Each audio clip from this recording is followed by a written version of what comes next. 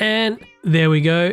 Staircases, they're practical, but they're not very attractive, are they? They don't connect together very well. I wish there was just a way that you could place a block.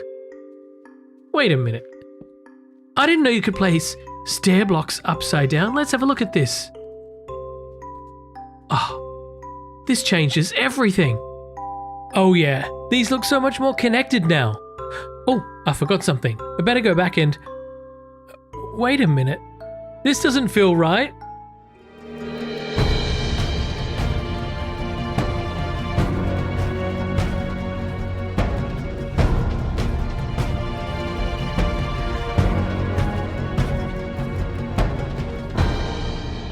Hello everybody, welcome back to Minecraft The Journey with me, BugmanCX. This is the Let's Play series where we take this survival world of Minecraft and upgrade it from the earliest Minecraft versions all the way through to the current modern day release. Whatever that will be by the time we get there, I don't know because it's always changing. But right now, we're in snapshot 12W08A. This is the last snapshot before release 1.2.1 of Minecraft from early 2012. I'm out here in this jungle base which we call Arborea, and as you can see, there are still a lot of villagers around here. I've been, shall we say, culling some of the villagers and the iron golems because it just gets ridiculous the amount that they breed. This place is like a rat's nest. It is so overrun with villagers. I think I'm just going to leave it and let it grow organically and just see what happens.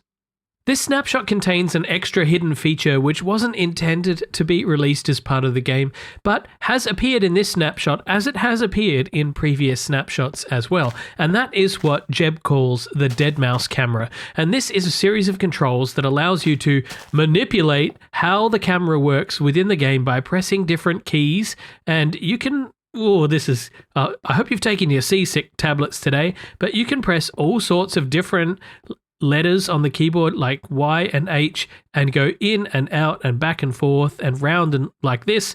All sorts of different ways to manipulate the camera. Yeah, and it's very disorientating and nobody likes it. But Jens was asked about this by Paul Skeelis, and he said, "How do these controls help during the debugging process?" Jens replied, "They don't, really. They're called dead mouse camera in the code, and it was only added for him. They were accidentally enabled." During the daytime, Arborea is an absolute hub of activity. It's manic. It's like Christmas flash sales, you know, or when people need to go out and buy presents the day before Christmas and how busy it is. If you go through this way, there's even more. They're just absolutely everywhere. I get rid of a lot of them, but it still doesn't make much difference.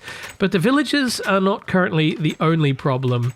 Over here in the farm, you can see we have a lot of iron golems. This seems to be where the game spawns them in the most. Maybe because there's a lot of flat space over here. Maybe because this is basically the heart of the village if you consider all of the doors around us in all of these areas here. So it would make sense that the game would target this central area to spawn in all of these golems.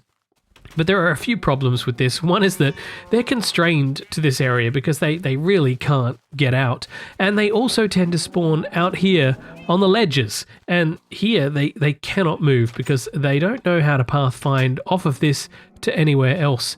They also spawn up here on this bridge and just wander back and forth. But getting iron in this way is really wearing my sword down, and I don't fancy having to go and enchant a brand new sword every time it runs out of durability. So I think we need to scout for a location to build an iron farm, despite the number of iron golems around here. You know, I would have normally done a build like this in a time lapse on multiplayer, but unfortunately for some reason I'm getting crashes whenever I run multiplayer in this snapshot. It might be a snapshot issue, it might be something else, but just randomly the game tends to crash. And that's no fun, especially when you're trying to record footage. So we're just going to build this on the fly together. Why not? Just for something different, you know? So the way that this iron farm is going to work is that we're just going to make a little village up here which will be enough to spawn in iron golems. And when they do, the iron golems will drop through lava with their feet in water. And once they drop their iron ingots, they'll all be pushed down to the end of this water channel here. Now for this to work, we need to place the lava above the water, and since iron golems are 3 blocks tall, we can place some signs in between these 2 layers like this, with a couple of lava sources on top like that. And as the iron golems fall in, their feet will be touching the water, but their heads will be touching the lava, and that means RIP iron golem. Next, we need to push the iron golems into the lava. So to do that, we're going to have a couple of pressure plates, and we're going to be using pistons to do this. So we need to have a couple of redstone repeaters here and here to carry the signal. That signal will go into a couple of blocks like this, and then I don't want to fall into that lava, so I'm just going to block it off for now. Then we will have a couple of sticky pistons like this and like this. Then we will have a couple of slabs like this and like this. Now, as I stand on the pressure plates, you'll see that I'm being pushed into this drop zone right here. Next, we need to make sure that this is reasonably spawn proof, so I'm going to build at least 3 high on the edges here. And yeah, so this should be perfect. As long as the iron golems always spawn in here, they should fall down this hole. Next, we need to start building a little village, and that village is going to be on the back of these blocks here. There we go. So what I'm going to do is place doors inside of this area, and that should be enough to create a big enough village. And then I'm going to place 16 villagers inside of the farm. Under here is where all of the doors will go. This will create our village, and that's because we have these solid blocks on top here. And then this is just sky access, which I'll probably cover over with glass or something to prevent any kind of accidental spawns.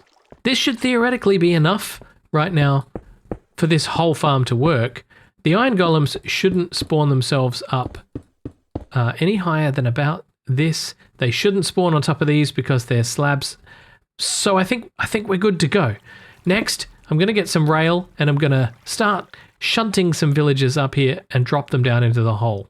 All set, and this should be really easy now. It's just a matter of pushing 16 villagers up there into their new home. And since villagers tend to love congregating around here, especially at nighttime...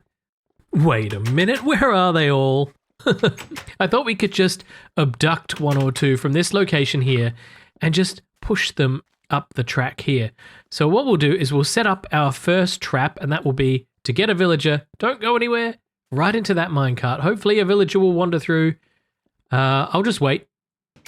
Ah, here we go. Yes, I knew you'd fall for that old trick. Okay, I'm going to push you up. Again, I'm just doing this manually because honestly, I couldn't be bothered doing redstone powered rails just for 16 villagers. Although we'll see how I go after villager 12 or 13. But come on, let's go up to your new home. And then once you get up there, hopefully this will be a success. And I just have to repeat the exercise another 15 times. Almost there. Right now I've purposefully left this one as a non-rail block because I want to be able to do this and then just push you in like that. And, well, look at that. We've got our first villager. There you are. Yeah, there's your little feet in your new home.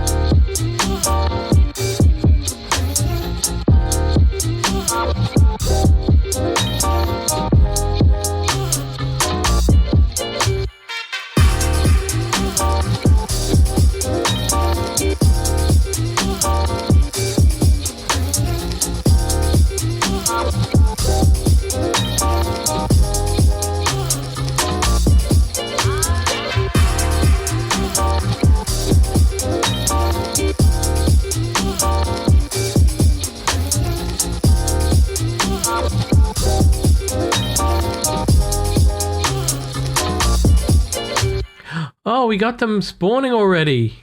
This thing is absolutely nuts. I could have made it even more efficient by allowing the iron golems to drop out of range of the village as soon as they spawn, which means that more will spawn in more quickly and I'll get even more iron. But frankly, I don't really need that because there are no storage collection systems in the game at the moment, so the ingots just build up like this and float on the ground. The final design here will be that these drop down to the lower levels where I can just go and scoop them up and put them in a storage chest somewhere like that. So for now, this is just about perfect. But we can't just leave a big brick monstrosity floating up in the sky like that. No. We're going to have to do something about that.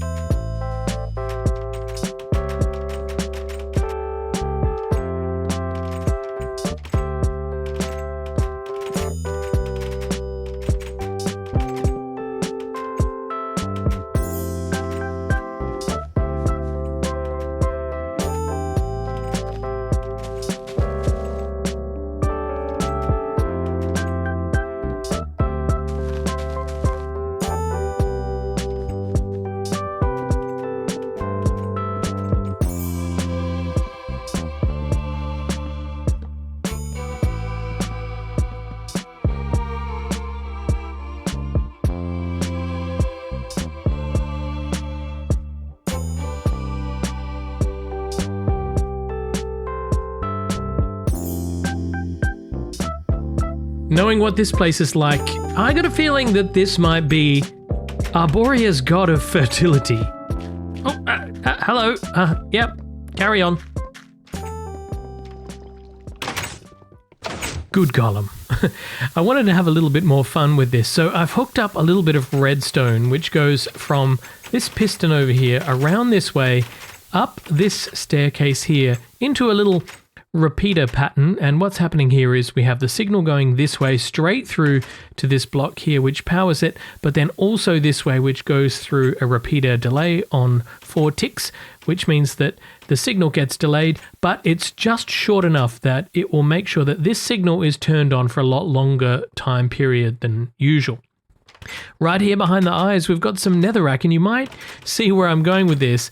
Down here, I want to craft a brand new block that is new to this version of the game, and we craft this with glowstone and redstone, and if we make a pattern like this, you'll see a brand new block called the redstone lamp. And this is a wonderful new block in the game because we can use this in redstone contraptions. Whenever it receives redstone power, this block will illuminate. So let's replace these blocks here with these new redstone lamps, and we need to make sure, yes, I didn't use up all my redstone.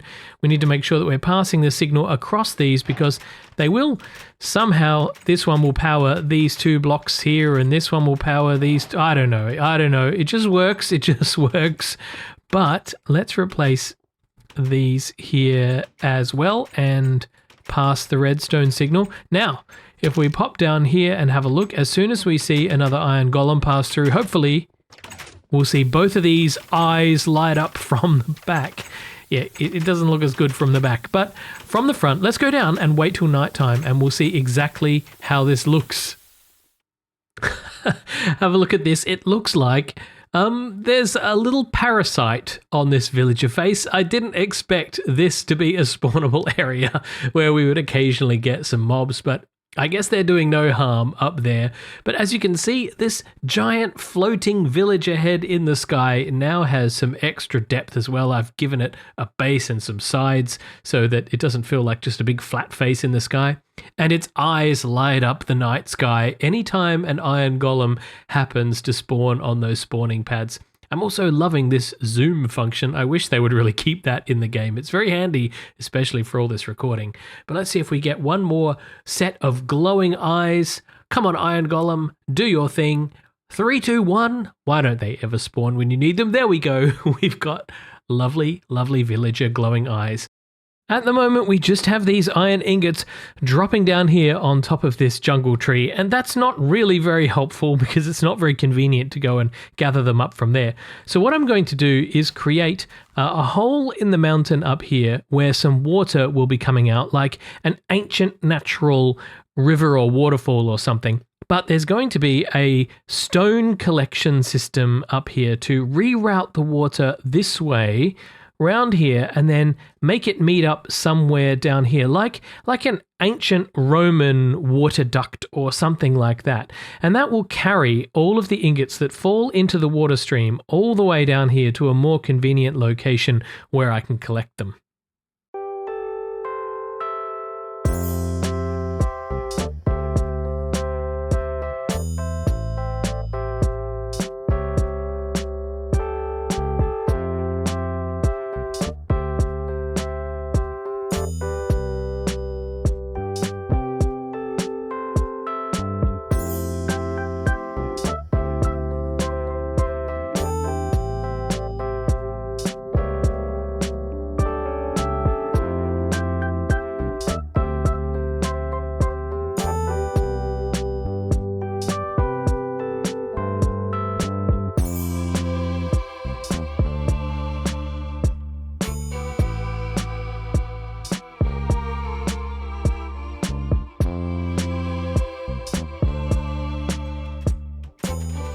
I did manage to get a bit of a time lapse going there, but unfortunately the game just kept crashing. That is, the camera account seems to crash for some reason, so I have to keep stopping and then going and reloading the game and putting it back into position, and it just gets annoying. So I've ended up just finishing off this area after you saw me get to about here in the build. And what I've done is I've connected this to the rest of the village here. It's now accessible via a staircase here. I've planted a couple of new trees here and here in order to be able to connect this entire build to the treetops, because it is a treetop village after all. And I've also raided every single chest where I could possibly find some of this mossy cobble and gone through and done a bit of a texture pass of this water aqueduct in order to give it a bit of a slimy feel, because it's been running for hundreds of years, and of course it's going to have a bit of a build-up. I've also gone through and put some of these half slabs and stair blocks and upside down cobblestone stair blocks underneath as well. Let's pop underneath. Yeah, all around, and some stone as well for good measure, and I think it gives it that little bit more. But at the moment, this thing is entirely unsupported. And so what we need to do next is build up some supports here, whether they be jungle trees or another type of wood, holding up this in order to give it a bit more structure. Yeah, I think I like that. The spruce makes it really stand out, and I think this one is extremely tall, but, you know, it's supportive, it's doing the job. Let me add 2 or 3, and we'll see how it looks. Yeah. You know what? I'm happy with that. It's simple, but effective. Well, I think that our iron problems are solved, at least for a little while. What is that guy doing up there? Let's see how many we collect after about 5 minutes of waiting with iron golems pouring their iron down into this water channel. We get around about 3/4 of a stack. So this could vary depending on how many iron golems spawn up there, and of course the 5-minute despawn timer, but it's a good amount of iron if you just need to grab and go. And I've got these chests here as well, so I can always just top up the poppies and the iron at the same time. But this is great because it'll just run round the clock for as long as we're in this area and solve our iron problems for now. Now, you might have noticed that we've been in this snapshot 12W08A for a little while now, and there's a good reason for that. We have one more thing to do in this snapshot before moving to the full release version. And let's just wait until the next episode to see what that is. Before I go, I want to say a huge thank you to my amazing patrons for the support, and I'll see everyone in the next episode. Until then, this has been BugmanCX. You've been watching Minecraft: The Journey. Bye-bye.